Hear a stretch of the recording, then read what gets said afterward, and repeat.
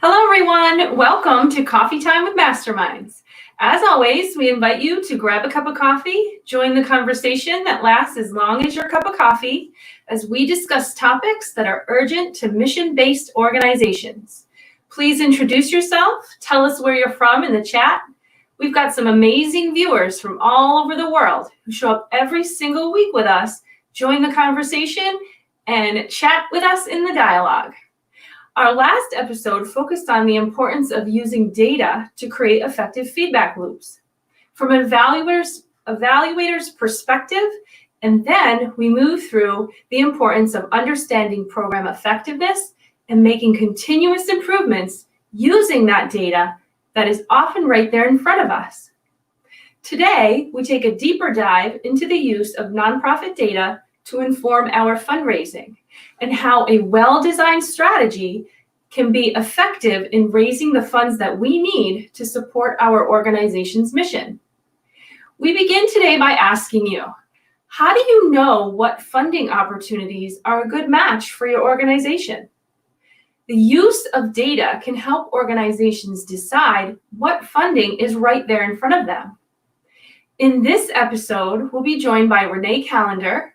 Renee is the Executive Director of Promoting Conflict Resolution, Inc., to discuss how even a younger organization can best align itself to funders as a data-informed and results-driven organization.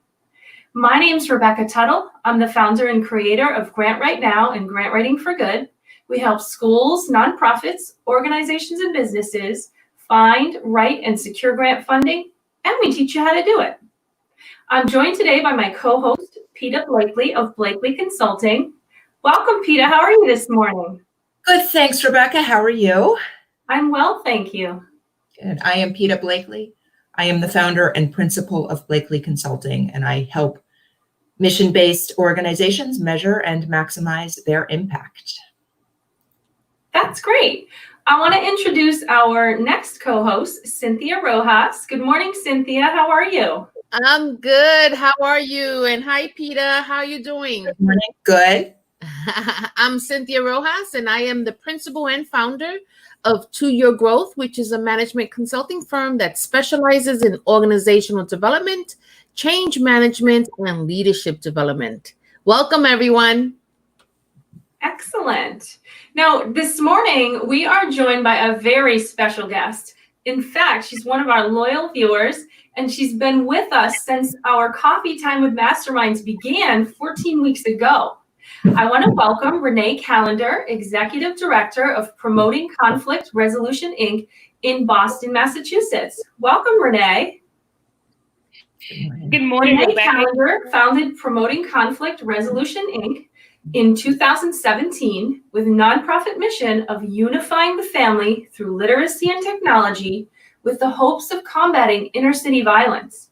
Renee knows firsthand the impact of trauma on the family dynamics and how important it is to ensure that the family unit continues to strive together.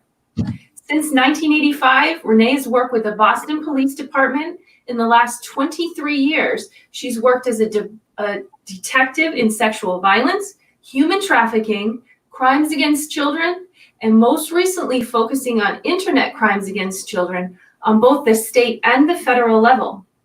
Renee has taught various criminal justice courses at Roxbury Community College in Massachusetts, Criminal Training Council.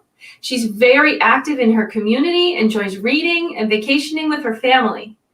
She presently holds a master's degree and is working towards her doctorate. PCRINC prides themselves in giving families in the communities of Boston the tools necessary to maintain a healthy, strong family unit.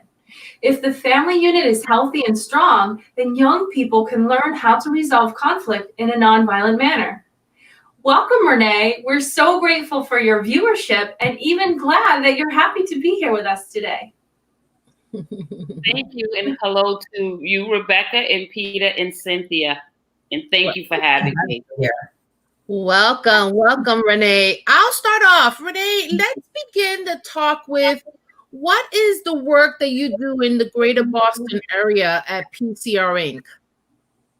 So right now, the work that we were doing is helping to bridge the gap of financial instability within the family.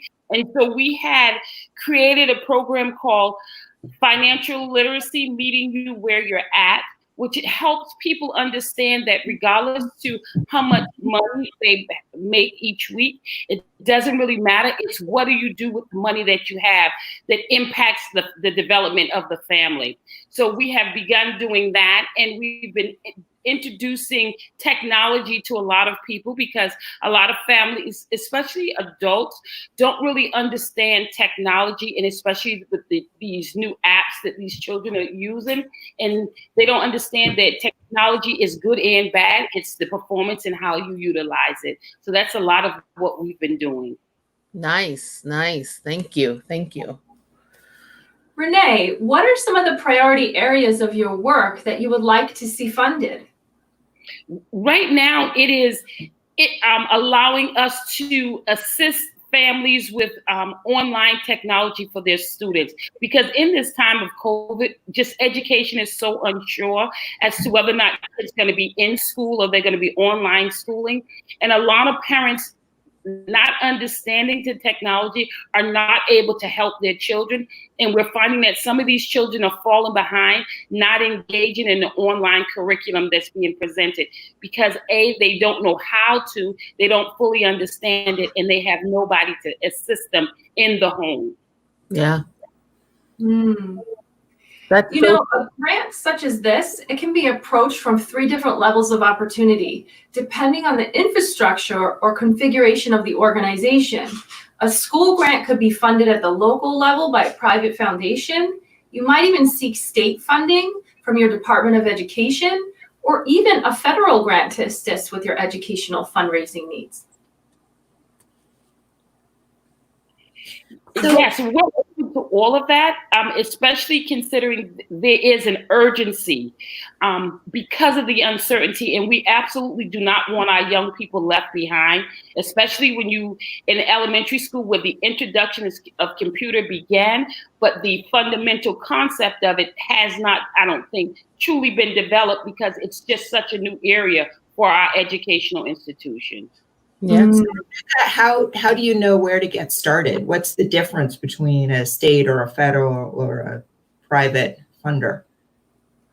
That's a great question, Peta. I would say on one side, it's a level of complexity. Municipal, state, federal funding, that's all public dollars. So taxpayer dollars pay for those funds. And those applications tend to be more complex, more difficult in nature to write, a lot longer. You have a lot more attachments. However, there are private foundations, which are, through direct donation or private donation. If you had a cause that you cared about and you donated to that foundation, then they have more flexibility with how they use those dollars. But there are larger private foundations out there with the same level of complexity as the state and federal and municipal funds. Mm-hmm. Yeah. Okay. Cynthia, Peta and I have been speaking a lot about mission chasing, going after opportunities or funding that otherwise doesn't really fit with the mission of the organization. How important is it for leaders to stay on mission? That's a good question. And you were just talking about complexity, Rebecca. And, the minute you start deviating from your mission or getting involved in mission creep, you begin to create a complexity in your organization that didn't need to be there, right? So one of the things that happens when you bring on a program that isn't exactly aligned with your mission is that you begin to pull resources to then learn and develop an infrastructure you probably weren't intending to do. And in pulling those resources from your core programming, what could happen is, in fact, your other core programming begins to suffer and the outcomes don't look the way they should have looked, and the resources and the energy isn't being put in there. I do want to say that usually mission creep is something that happens because of external factors, and it's usually irresistible and subtle. So this is this is a key point. And I think PETA has a great example of an organization that had mission creep, but you have to listen very carefully to the problem that it had, because it can easily be missed. And these nuances are important. PETA, do you want to talk about your example? Sure. I talked to an executive director who ran a program that involved kids playing soccer.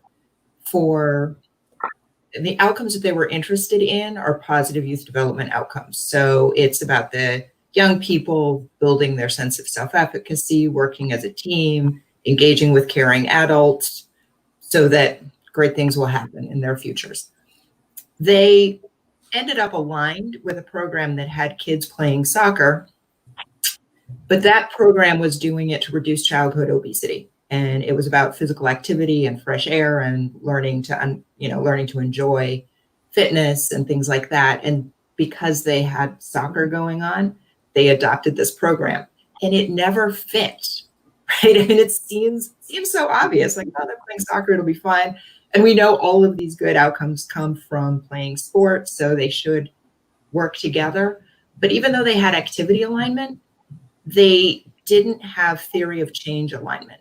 And so and when I say theory of change, I mean, why are we doing this, right? What is our rationale here? And so that program was just always an outlier, and whatever they might have gained from the funding that went with it, they spent more than that as a staff talking about how to manage it, how to report on the outcomes, what to do with it. And by the time we had finished our conversation, he realized he needed to just shut it down or find a new home for it, because it was not a fit for their organization and how they worked. One of the interesting parts about that case study is the fact that on the surface, it looks okay. It's about soccer, right? It seems like it's going to be so easy to fit it in. We've got the field, we've got the uniforms, but it never fit. It but never I worked. can see how the staff then has to learn about managing weight for children, how to then maintain that. And so it's a whole new learning than soccer for youth development, which is about confidence and all that stuff. Yeah, absolutely. I love that example. Thank you. Yep. And we should talk about that theory on another show and go a little deeper into that. That's very interesting. Yeah, we could do a show on mission creep, because I think it happens more than we think it does. I think so. And we could also incorporate mission abandonment, right? We've had to make so many changes. Well, we've had to make so many changes because of COVID and the pandemic that I wonder how organizations have shifted their mission, not to abandon it in a bad way, but maybe shifted their mission and, corrupted into something else, not because they're trying to, put a square peg in a round hole, but that would be an interesting show. Talk about missions and go deeper in that. I want to give Renee a minute to talk about the mission of promoting conflict resolution. How do you summarize your organization's mission? Well, the mission of our organization is literacy and technology, and educating the community through those two dynamics. And so with us, with going toward now leading more toward educating parents with the use of technology and learning to operate and understand online learning, and being able to assist their children moving forward, we didn't have to leave our mission because it was already in there. Our core mission is technology, because that's the way of the world and that's the way that everybody's leaning. And so it's important for us to not only utilize it, but understand it. And a lot of times that's where people get lost, because they don't understand it. They're just utilizing it, i.e. cell phones.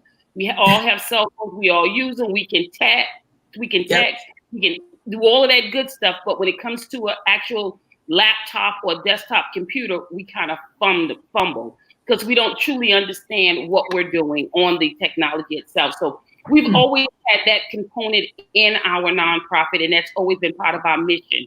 And so with that, now we realize that we need to do this core piece on educating parents so that they can assist their children, when that piece was never really at the forefront of our mission.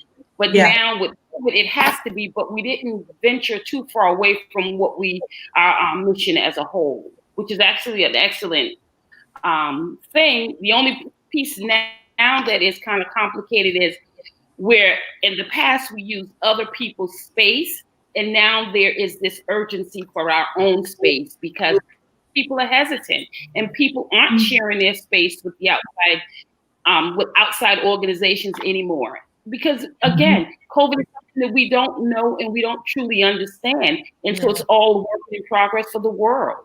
And so now space is, I think, becoming more and more important, when at first it wasn't that high on our list of things to do. Yeah. Well, I applaud your ability to pivot given the times, because organizations are struggling in how to pivot. And it sounds like you were able to figure this out very quickly. Wait, there is a need. Now parents are leading the learning in their homes, and we have to help them understand the technology that needs to get used. So good for you, Renee. We talk about pivoting all the time, and it's not easy. And it sounds like you did a really quick and great job at it. And it also speaks to how tuned into the use of data, the use of conversation and engagement with the people that you serve in your organization, Renee, because how would you know? Well, let me ask you, how did you know to make those changes, to incorporate those activities, to recognize that those were challenges and barriers to the folks that you serve? How did you know that? Like you said, by speaking with people and understanding the difficulties of being at home and you're trying to navigate your own life through, because some people were fortunate enough to be able to work from home. Other people were just laid off with no income and what have you, but they still need to make sure that their children were getting what they needed. And for various reasons, whether it was a language barrier, whether it was just a total unknown waters of technology, that these people were having such a difficult time. And so like they couldn't get on Zoom. They didn't know how to sign in to do online classrooms. They didn't know the platform that the school was using. They were unable to keep up with whether or not their children was actually doing the lessons that were being presented. And then they didn't understand how the children were supposed to get the completed lessons back to the school. Right. So there was all these dynamics that they just didn't understand because they did not understand the technology. They didn't understand the devices that the school had given the children, because in Boston Public School, the schools actually gave the children Chromebooks. And so a lot of parents did not understand it. Here in Boston, we went through the space where people did not have the internet. And so now that was another challenge for them. And now that they have this equipment in their home, they still didn't understand how to utilize it. And so it just became this community kind of talk base. And, through Zoom, we were able to reach out to different people, because even though they didn't know technology, they were able to connect to the internet through their cell phones. And so through the cell phones, through text messaging, you're able to give them the information now to help them to download the app, the Zoom app, and now they're able to get on to Zoom. So now you've introduced them to an area that, again, unfamiliar to them. And now you're able to help them walk through from their home. You're able to look at the devices they're using and all of that good stuff. And so all of that was just through word of mouth and just speaking with people. Mm-hmm. So, in my world, I call that qualitative data collection. And, I think sometimes people minimize that kind of work, where maybe it's less structured or it's not generating numbers. But what you actually did there is a very thorough qualitative research study, where you interviewed a variety of stakeholders and understood some core issues, and then designed some very clever interventions to get them from where they were to where they needed to be. You know, Peta, it's interesting that you just brought that up, because I think Renee's example is a perfect example of using data, using feedback to inform your programming and also to inform your fundraising and resource needs.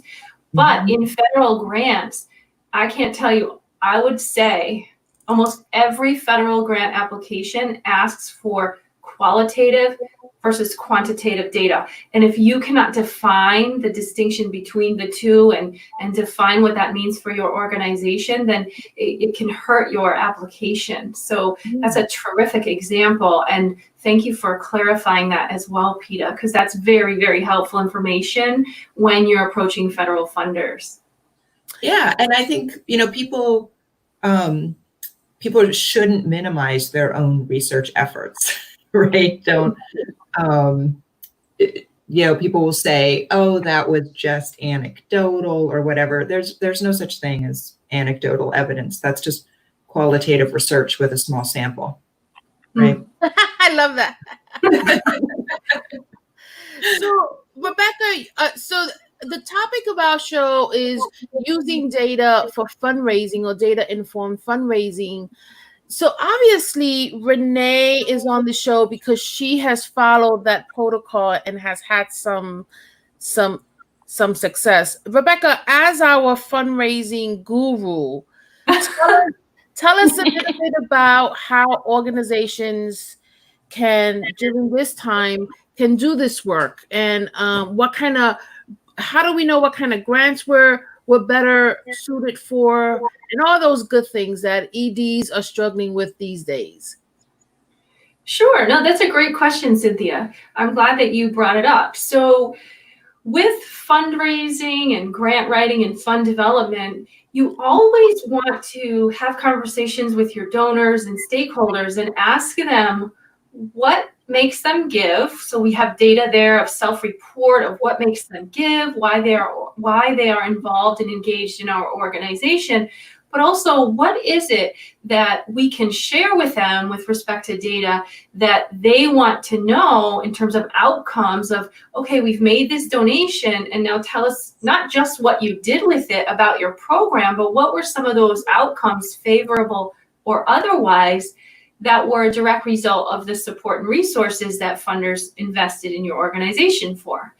And so we use that data from the folks who engage with us, but we also use data of our program attendance, all of the things that Renee has just done a great job summarizing in terms of she recognized the barriers or challenges among her participants and the clients that she served. And so she pivoted or made accommodations to serve them.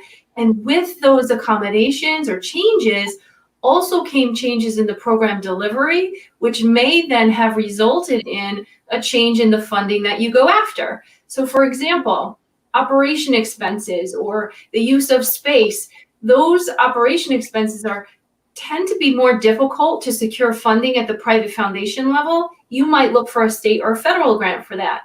In terms of the use of space, you might partner with a collaborator who you actually don't have to apply for funds for because the partner is offering the space. But if you had to purchase space, entirely, then you would use what is going on in real time to inform your fundraising and grant writing efforts to then approach funders and have conversations with them based on what their areas of priority are to fund.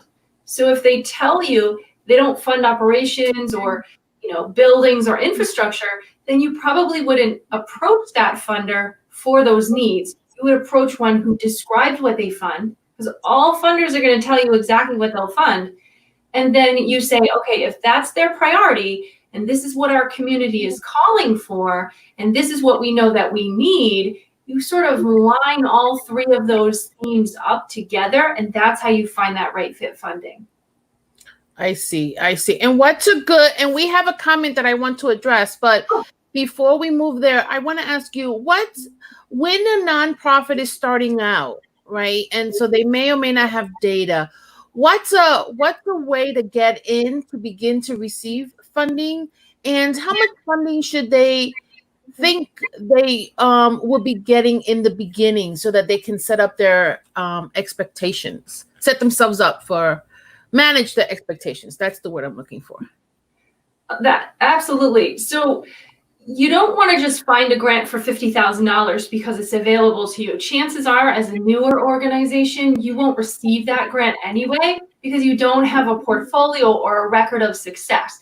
So remember, all funders are making an investment in your mission based upon your credibility, your reputation, and your ability to carry those funds out to meet the expectations that you describe in your grant proposal to the funder. So what I always recommend is, if an organization is just starting out, hopefully you have some bylaws in place, you have your articles of incorporation, you have a strategic direction that your organization is going toward, almost like a business plan that you'd like to follow to figure out a budget for your organization and what makes sense. You don't want it to be a lot of administrative costs, because those, again, are difficult to fund. And what you would like to try to do is try to promote as much direct donation or private fundraising as you are able, just to kind of build up your budget and get yourself started, so that when you do approach funders for grants, you want to start out a little slower, a little smaller, and then build your portfolio up. Because it's detrimental to organizations that, if I just started out, let's say 2 years ago, and I secured a $50,000 grant, that would be awesome, right? That would be everyone's dream to do as a newer organization. However, the next year, I have to start out at a budget of $50,000. And if I go below that, then when a funder requests your financials, you're going to be up here this year. And next year, if you don't raise that, let's say you raise 15, your financials are going to take a dip. And it looks like you either did something wrong or you lost revenue.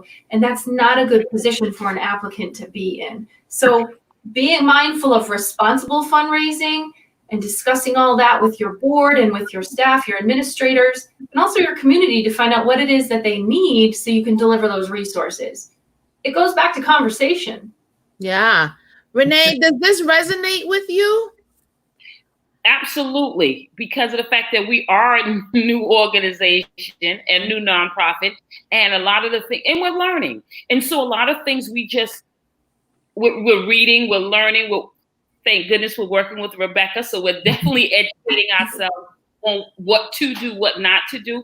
And all of that is very clear and very important. And so that's why it's important for us to just stay focused on our mission and what we intend to do with the community, and not so much focus on the money. We need to leave the money to somebody else. Mm-hmm. And so with that, we're able to show what we're doing and what have you. And hopefully we get to that point where we are $1 million nonprofit organization. That's awesome.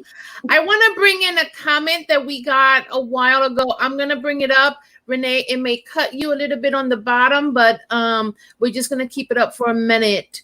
So we got a message from May where she says, my team and I were just talking about that in New York. So she's from New York City. We had to not only teach the students, but the parents as well. She's talking about technology.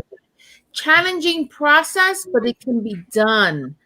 And then I asked her, well, tell us, how did you learn that this was an issue, right? So this is what Peter keeps telling us, is using our data to inform our practice. So Myra and her team noticed that there's a need. How did she figure this out? And so her response was, well, we had to make sure that all of the students got their technology, and then we had sessions for the parents and had to teach them how to log in and etc. And then they found that different carriers offered internet for free for 90 days. So all this, she says, was a team effort from her team.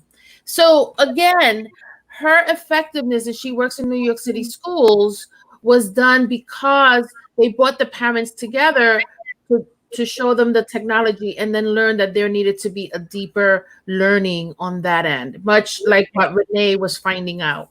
But an interesting example of partnering with the internet carriers. Yeah. And, it sounds like they were leveraging an existing program, but how could you take potentially that relationship and say, this has been so great, and look at how you're contributing and extend that relationship. That might be a really good start to start collecting some funding or in-kind resources, right? Yeah, one of the things I really appreciate about you, Peter, is this idea that everything is data, right? That that if you are gathering information, look at it as data collection, summarize it, sit back with it, think about it, and write a summary, because one day that paragraph might get included into a grant report.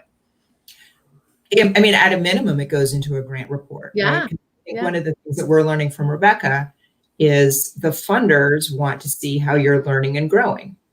Yes. So you collect some data and then you reflect on it and then you change your program like Renee has done, right? She did some qualitative research. She identified this need with the families and the households, came up with a creative way to address it. She needs to document all of that because it demonstrates that the organization is a learning organization that's responsive to community, right?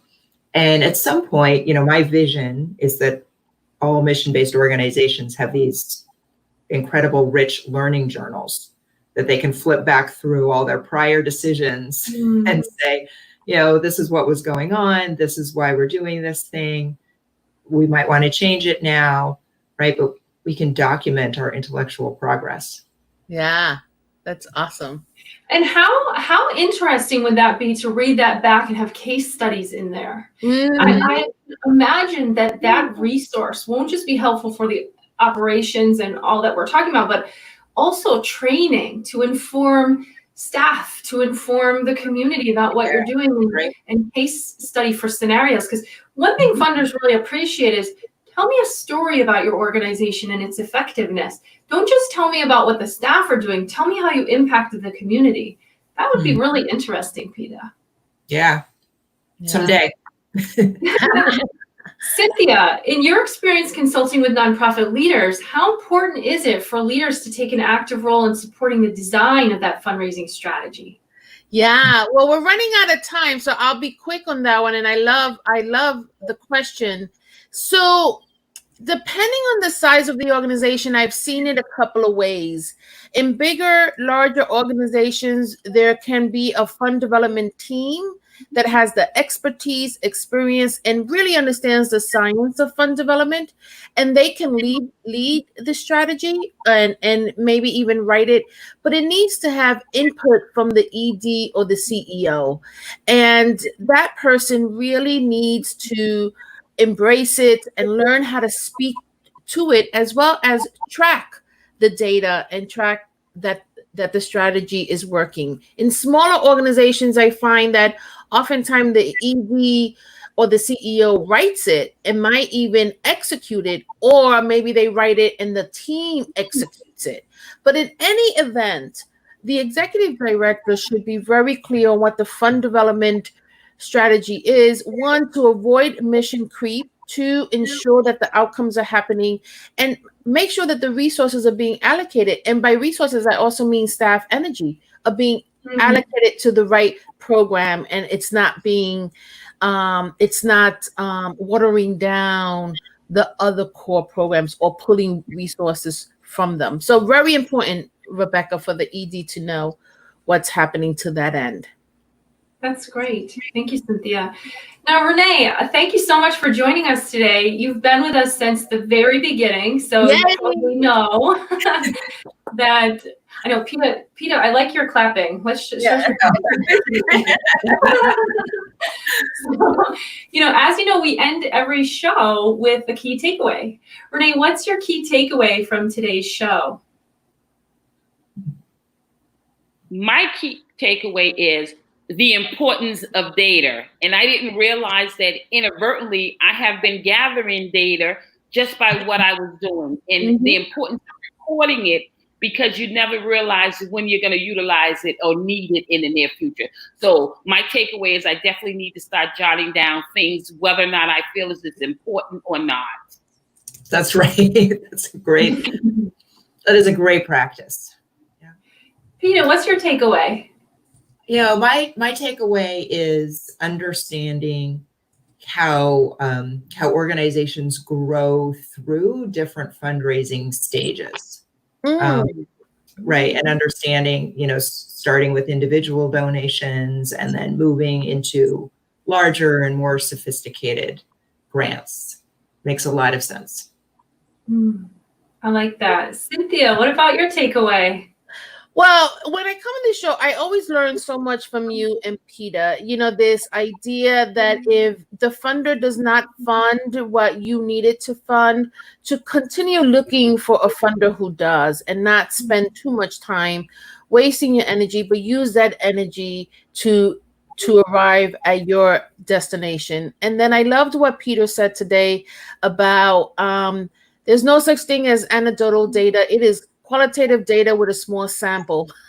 I'm gonna put that on my wall. Right here.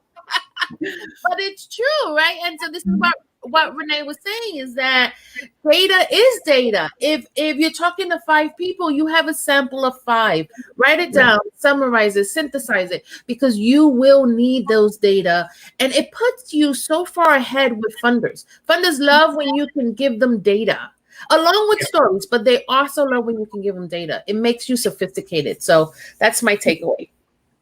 Excellent. My takeaway is don't be afraid of your data. Oftentimes when I work with clients and my students, they say, I don't have data. We talked a lot last episode about it's right there in front of you, and we touched on it today as well. And Renee gave a great example, but don't be afraid of your data and be transparent about it and give true data. As you're saying, Cynthia, if you serve 5 people, don't say we serve around 5 people. Say we serve 5 people and this is how we serve them. Be proud of your data and confident in it. Don't be afraid of it. Renee, on behalf of all of us at Coffee Time with Masterminds, I can't thank you enough for joining us today, for your time, and for being such a loyal viewer and a great participant. It's been a terrific show. So please come back and visit us again. Thanks so much for coming on. Renee, don't leave the show yet. Rebecca's going to wrap us up and then we'll chat.